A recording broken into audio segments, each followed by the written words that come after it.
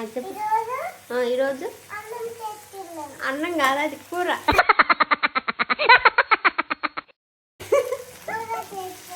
ఏం కూర? ఆ కూర పేరు వాళ్ళ ఫ్రెండ్. హాయ్ ఫ్రెండ్స్, ఈరోజు చోటు బీన్స్ వంట చేస్తున్నాడు.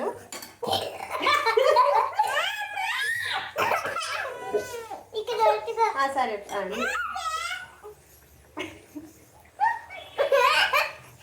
లేదు నువ్వే చేసి ఏం వంట చేస్తుందంట, పాప కూడా వంట చేస్తుందంట. చూడండి, చెప్పు. హాయ్ ఫ్రెండ్స్ చెప్పు.